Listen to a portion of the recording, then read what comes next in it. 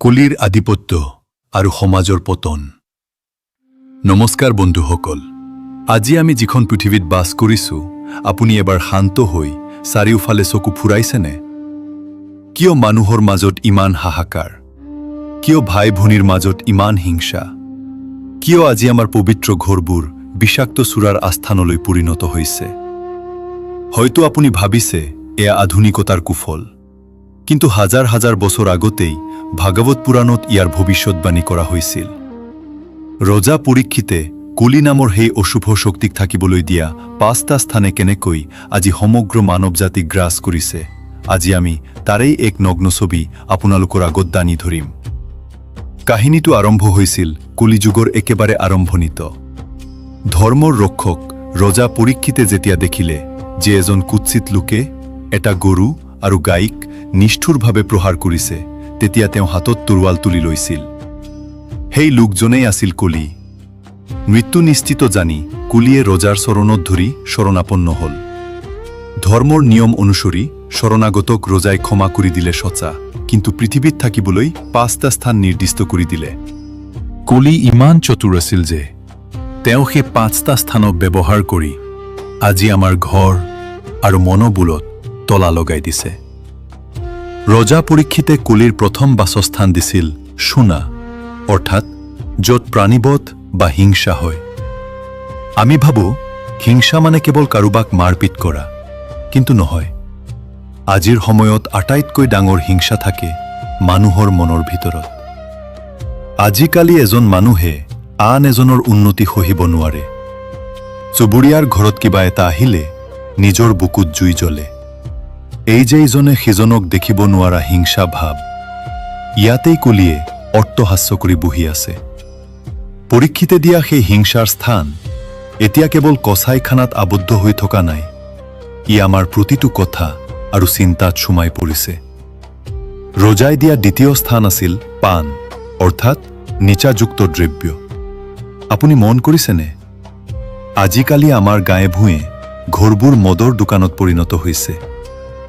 যিটো ঘৰত ভগৱানৰ নাম লৈ সন্ধিয়া চাকি জ্বলাব লাগিছিল, সেই ঘৰত এতিয়া সুৰাৰ বটল খোলা হয়।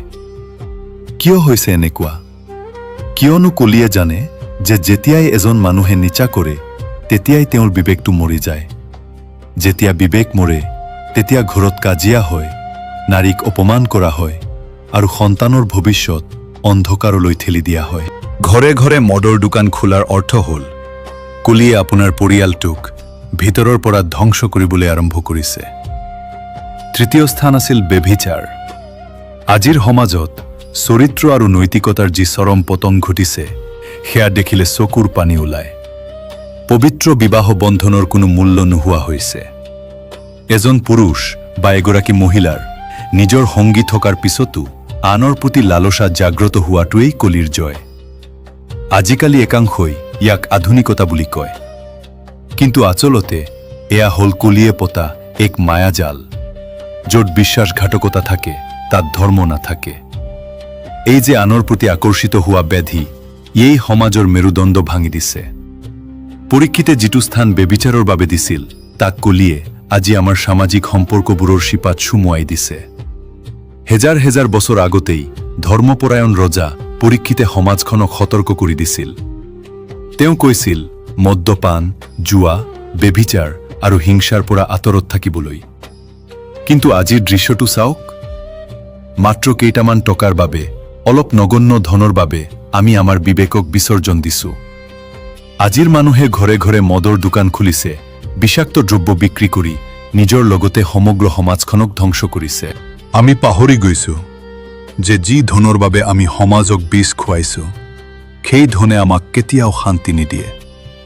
আমি টকাৰ মোহত নিজৰ আত্মাক কলিৰ ওচৰত বিক্ৰী কৰি দিছো। এই জগতখন হৈছে এখন মায়াৰ মেলা। আমি এই মায়ামোহত ইমানেই আবদ্ধ হৈ পৰিলো যে আমি পাহৰি গৈছো যে এই দৃশ্যমান জগতখনৰ উপৰিও আৰু এখন জগত আছে। আমি ভাবিবলৈ লৈছো যে এই খোৱা লোৱা আৰু ধন ঘটাটোৱেই জীৱনৰ শেষ কথা। আমাৰ গুৰুসকলে আমাক যি আদৰ্শ দি গৈছিল, আজি আমি সেইবোৰক অমান্য কৰিছো। শ্ৰীমদ ভগৱদ্গীতাৰ যি চাৰুৱা কথা, সেইবোৰক আমি এলাগি কৰি থৈছোঁ।